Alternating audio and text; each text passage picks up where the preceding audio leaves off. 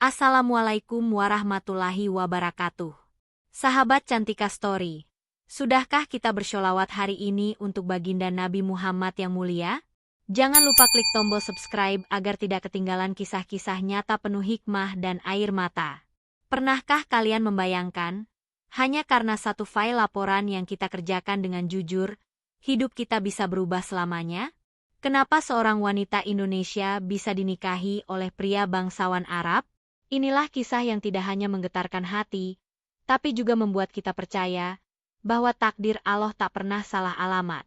Langit Riyadh malam itu terlihat tenang, tapi hati Alia bergemuruh. Jam digital di meja kerja menunjukkan pukul 10:15 malam. Suasana kantor sudah sepi, hanya bunyi pendingin ruangan dan ketikan jarinya di atas keyboard yang terdengar. Laporan internal bulan ini terasa berat. Terlalu banyak kejanggalan di balik angka-angka. Dengan napas tertahan, Alia mengecek sekali lagi file yang akan ia kirimkan. Data pengeluaran, nota palsu, dan bukti transfer mencurigakan semua sudah tersusun rapi. Ia tahu, laporan ini bisa membuat seseorang kehilangan jabatan. Tapi kalau ia diam, berarti ia ikut bersubahat. Setelah membaca doa pelan, ia menekan tombol kirim. File itu langsung meluncur ke inbox seorang pria penting, Malik Al-Bahrani, putra pemilik perusahaan tempat ia bekerja.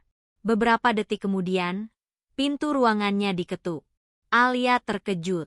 Siapa yang masih berkeliaran malam-malam begini? Pintu terbuka.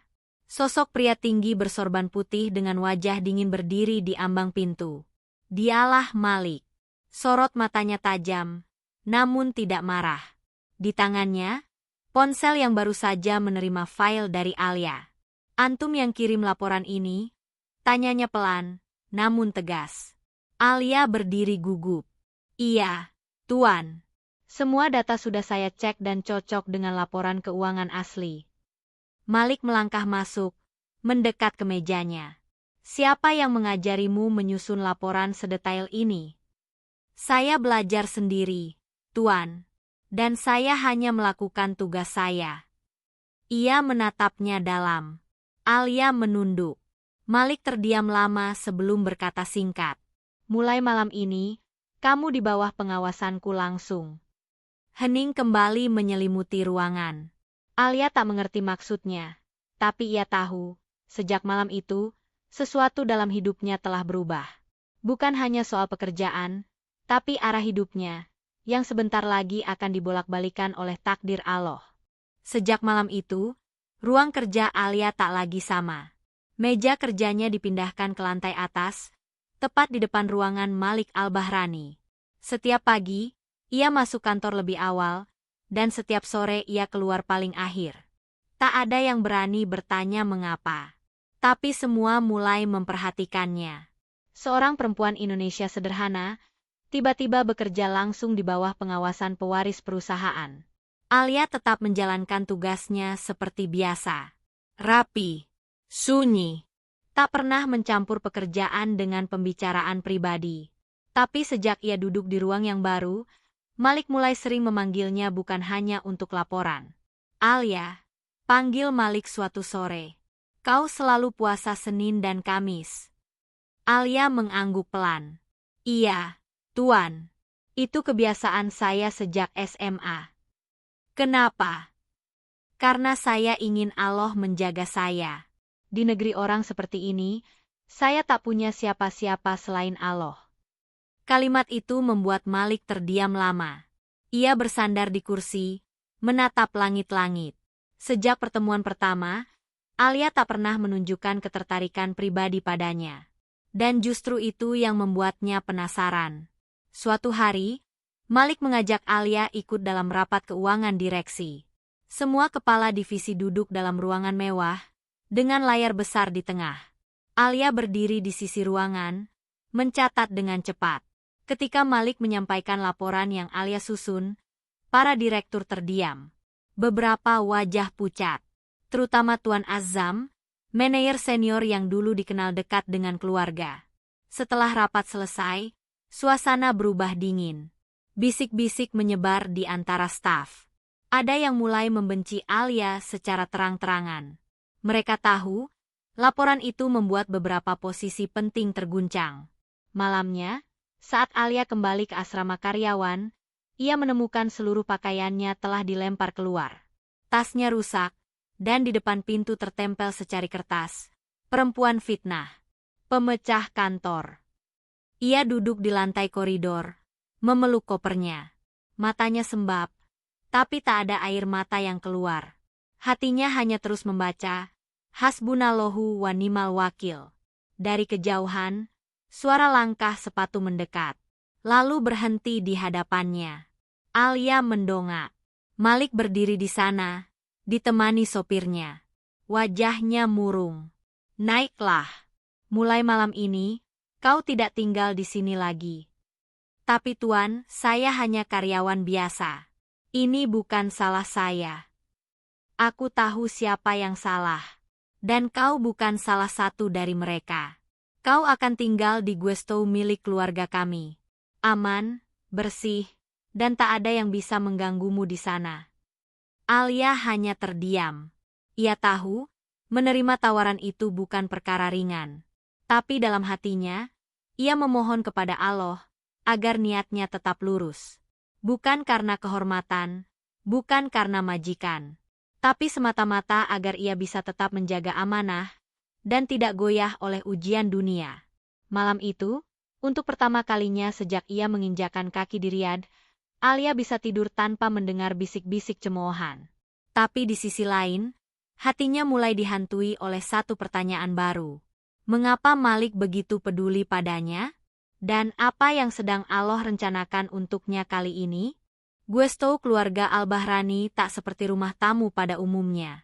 Terletak di dalam kompleks keluarga besar, bangunannya berdinding marmer putih, halamannya luas dengan air mancur kecil di tengah. Tapi yang membuat Alia tertegun bukanlah kemewahannya, melainkan suasananya yang sunyi dan bersih. Terasa sejuk, jauh dari keramaian dunia kantor yang panas dan penuh intrik. Alia menempati kamar paling ujung di lantai 2. Malik sendiri yang menyerahkan kuncinya malam itu. Tidak ada yang akan ganggu kamu di sini.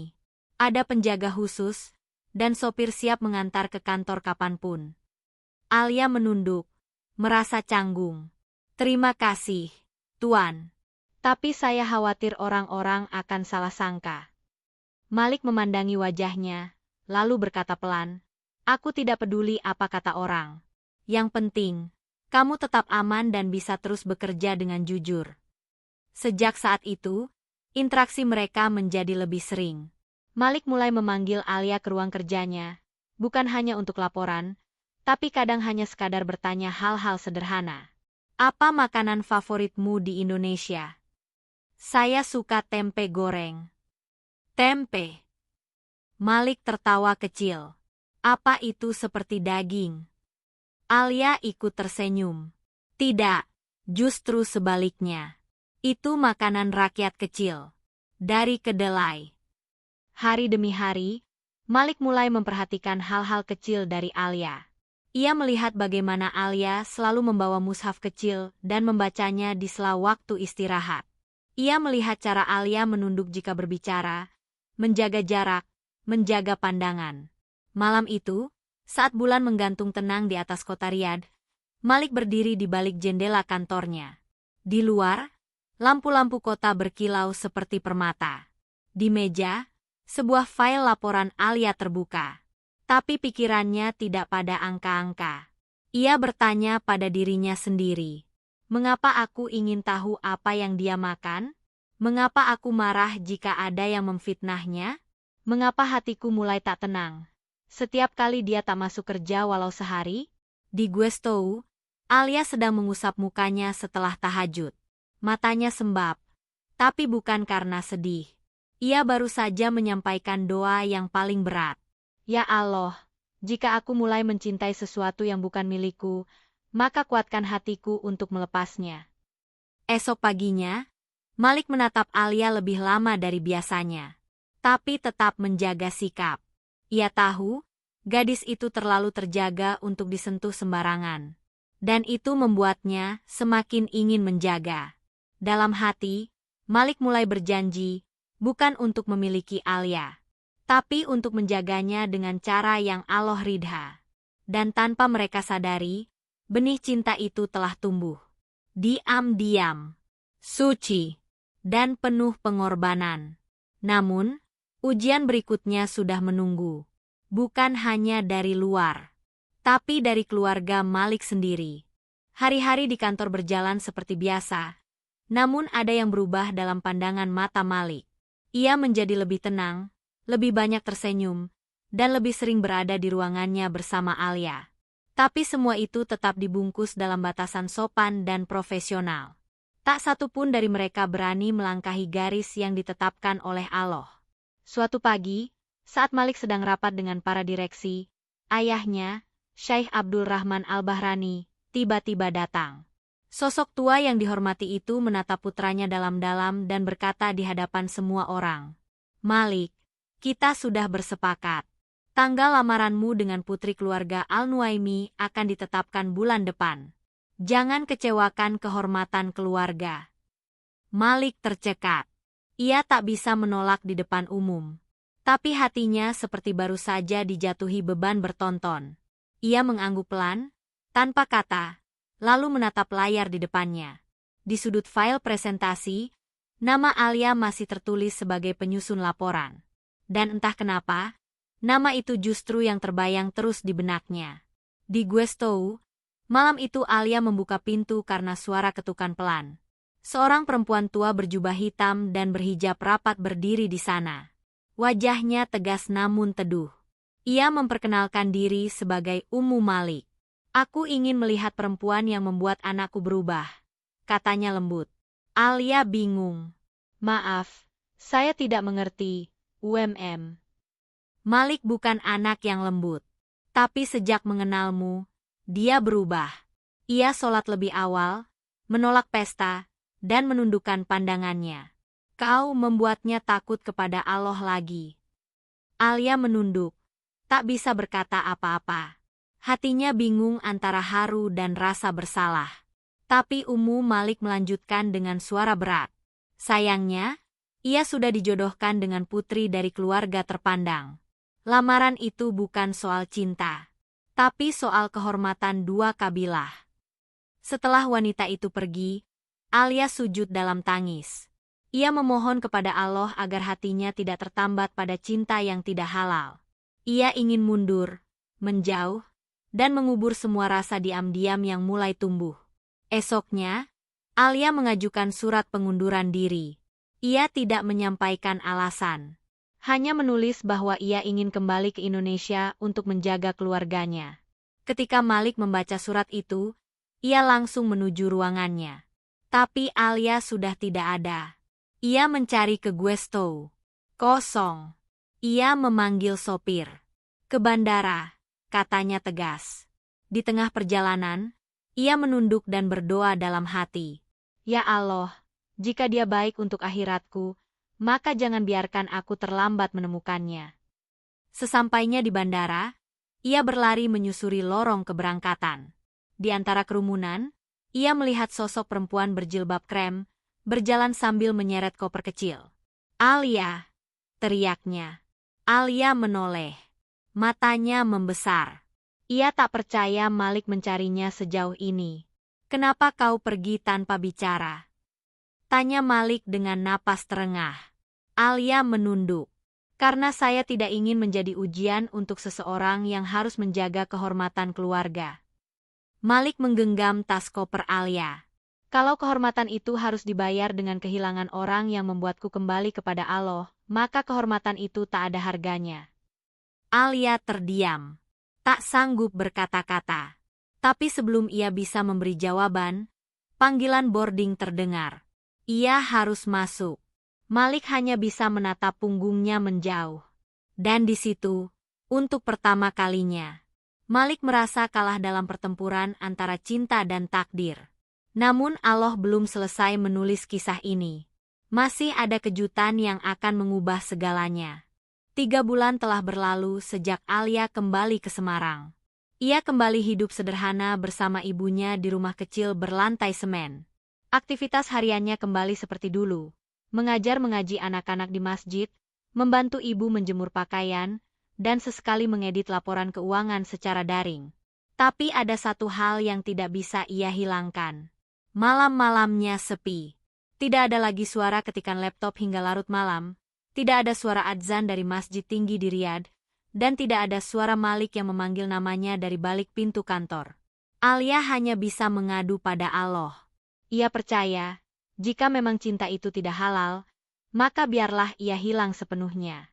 Tapi jika memang cinta itu adalah ujian, ia hanya meminta kekuatan untuk menjalaninya tanpa dosa. Suatu sore, saat Alia sedang membersihkan halaman rumah, suara mobil berhenti di depan pagar. Ia mengintip dari celah jendela. Sebuah mobil hitam mewah berhenti perlahan. Seorang lelaki berpakaian rapi turun bersama dua wanita berwajah Arab yang mengenakan hijab panjang. Ibunya bergegas keluar. Alia mengikutinya dengan langkah ragu. Lelaki itu menunduk sopan, lalu menyebutkan nama yang membuat jantung Alia hampir berhenti. Saya, Malik Al-Bahrani. Ibunya memandang heran. Siapa, Nak? Saya datang untuk melamar anak ibu. Saya datang dengan ibunda saya dan saudari saya. Alia berdiri membatu. Hanya suara detak jantungnya yang terdengar di telinganya. Malik melangkah mendekat perlahan, menjaga adabnya, lalu berkata dengan suara penuh keyakinan. Saya telah menolak lamaran yang dijodohkan keluarga. Saya memilih seseorang yang membuat saya takut pada Allah, yang membuat saya ingin memperbaiki hidup. Dan itu adalah Alia. Ibunda Malik mengangguk pelan. Kami datang bukan dengan harta. Kami datang dengan niat. Jika Allah mengizinkan, kami ingin menjadikan Alia bagian dari keluarga kami. Alia menunduk. Air matanya jatuh. Ia berusaha menahan suara isaknya. Ia tidak pernah meminta Malik kembali. Bahkan ia ingin melupakannya. Tapi Allah punya cara tersendiri mempertemukan dua hati yang berserah, di waktu dan tempat yang paling tidak disangka. Hari itu, lamaran resmi pun diterima. Dan dalam 1 bulan, mereka kembali ke Riyadh bukan lagi sebagai majikan dan staf, tapi sebagai suami dan istri. Dan di rumah yang sama, di meja kerja yang sama, Malik pernah berbisik di telinga Alia. Aku bukan mencintaimu karena apa yang kau kerjakan, tapi karena kau membuatku takut kehilangan surga. Hari-hari setelah pernikahan itu terasa seperti lembaran baru yang bersih bagi Alia. Ia kini menjadi istri dari pria yang dulu hanya ia panggil Tuan, dengan penuh hormat dan jarak. Tapi dalam rumah tangga mereka, Malik tidak pernah memperlakukannya sebagai bawahan, apalagi pelayan. Ia memperlakukan Alia seperti seorang ratu, dengan cinta dan perlindungan. Namun kehidupan baru mereka tak sepenuhnya mulus. Sebagian anggota keluarga besar Al-Bahrani masih memandang sinis pada Alia. Bagi mereka, perempuan dari desa kecil di Indonesia tak pantas berdiri sejajar dengan darah bangsawan Arab. Suatu hari, dalam sebuah pertemuan keluarga besar, seorang bibinya Malik berbisik cukup keras hingga terdengar. Wanita ini hanya tahu menulis laporan. Mana mungkin dia bisa membawa nama keluarga besar kita? Alia menunduk. Tapi sebelum sempat menjawab, Malik berdiri di tengah ruangan dan berkata lantang. Jika kalian menghina istri saya, itu artinya kalian meragukan keputusan saya.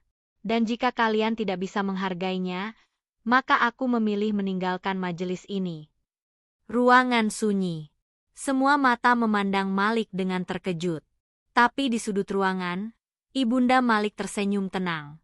Ia tahu, putranya telah menjadi lelaki yang sebenar-benarnya lelaki.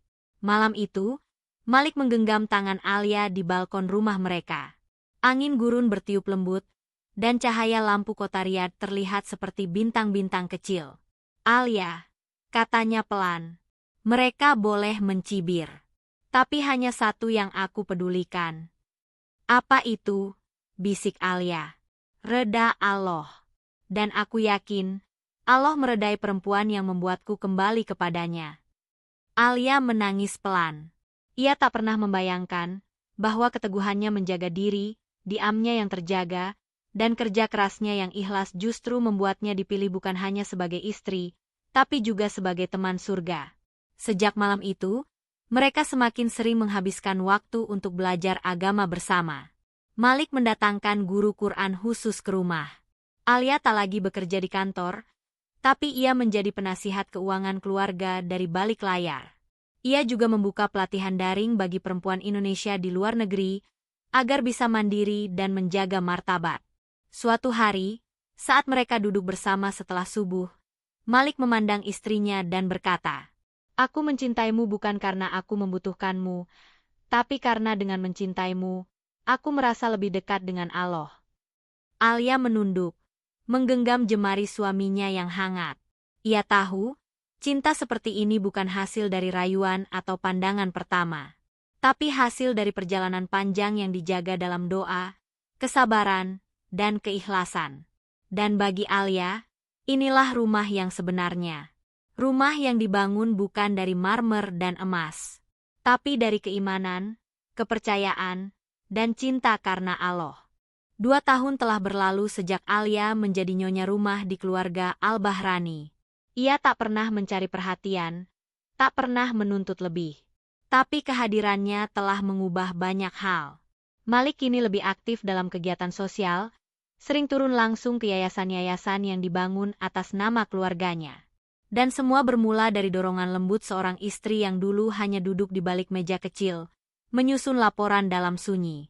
Pada suatu malam yang tenang, Alia duduk di teras belakang, mengayun perlahan kursi rotan sambil membaca buku tafsir. Malik datang dari arah masjid rumah, membawa 2 gelas air kurma hangat. "Seandainya malam pertama itu aku biarkan kau pergi ke Indonesia, mungkin aku takkan pernah merasakan nikmatnya taat," ujar Malik, menyerahkan segelas minuman padanya. Alia tersenyum. "Dan seandainya aku tetap bertahan karena ingin dicintai manusia, mungkin aku takkan pernah merasakan manisnya dicintai karena Allah." Mereka terdiam, memandangi langit Riyadh yang bertabur bintang. Beberapa bulan kemudian, kabar bahagia itu datang.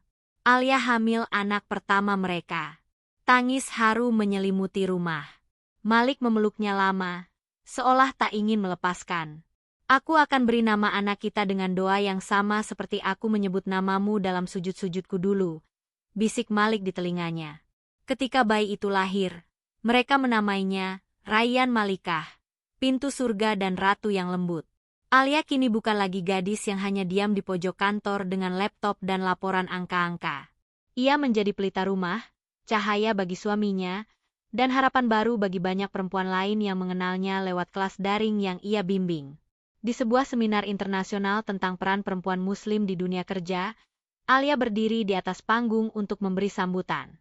Ia mengenakan abaya putih bersih dan jilbab panjang. Semua mata memandangnya, bukan karena statusnya sebagai istri pengusaha besar, tapi karena wibawa dan kelembutan yang terpancar dari dirinya. "Saya pernah dianggap tak pantas hanya karena berasal dari desa kecil. Tapi ketahuilah, takdir Allah tak memandang asal.